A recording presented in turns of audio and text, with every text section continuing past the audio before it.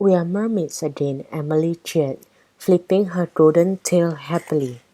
Grace did a twirl in the water, the tiny scales on her pink tail catching the light and glittering as she swam. Lila was using her turquoise tail to tread water as she looked around her. Marina, she thought heavily, waving to their mermaid friend. Marina swam up to them. Layla couldn't help grinning as she saw the mermaid princess's pinky purple hair and lilac tail. I'm so glad you are here, Marina said. Layla felt a thrill as she wondered where the mermaid magic had taken them this time. She looked around trying to work it out. The seabed was rocky and the warm water was full of fish. Layla watched as the shoal of black fish with the white collars and bright yellow tails swam by, moving together like a troupe of underwater dancers. But before she could ask Marina where they were, Emily started telling her about the pirate festival. We were just about to get our face painted, she said. There were some amazing designs with glitter on them. Marina suddenly looked upset. What's wrong? Emily asked her. It's just, glitter is really bad for the sea, Marina told them. Is it? Lila gasped. Marina nodded sadly. Glitter is the tiny bits of shiny plastic. It looks pretty, but it washes off into the rivers and seas, where fish swallows it. Lots of glitter ends up in sea creatures' tummies. I'm so sorry, Emily said, exchanging horrified looks with her friends. We didn't know that. We never do anything to hurt sea creatures, Emily said firmly. Layla felt her tummy turn over as she realizes how easy it was for people to accidentally hurt sea creatures. That's why being a sea keeper is really important, she thought. When we get home, we'll tell everyone not to use glitter anymore, she promised Marina. Marina gave them all a big hug. Thank you, girls. Anyway, I didn't call you here to talk about glitter.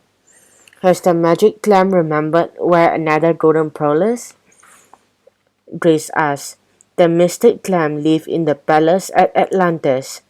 The ancient creature was the only one old enough to remember where the pearls had been hidden. Marina nodded. He gave me a new riddle. In a lagoon where pirates hid gold, the golden pearl you will behold. Pirate gold, Lila gasped. She couldn't believe it.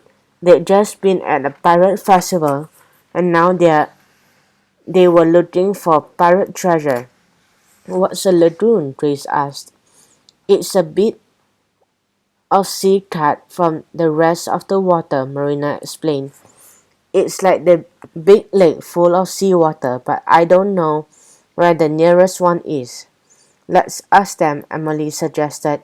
She pointed to some dark shapes speeding through the water.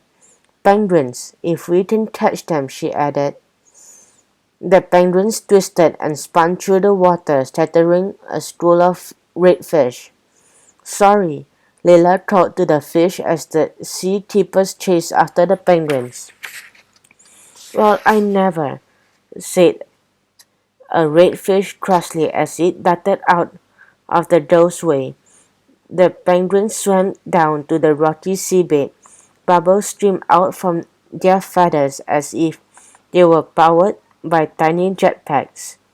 Are they lost? Layla asked. I thought penguins live in cold places in Antarctica. Most do, Marina nodded. But there is one type of penguin that lives in the northern hemisphere. I bet Emily knows about it. Layla teased her animal-loving friend. Is it the Galapagos penguin? Emily asked hesitantly. She knew lots about animals from watching nature programs on television. That's right, Marina grinned.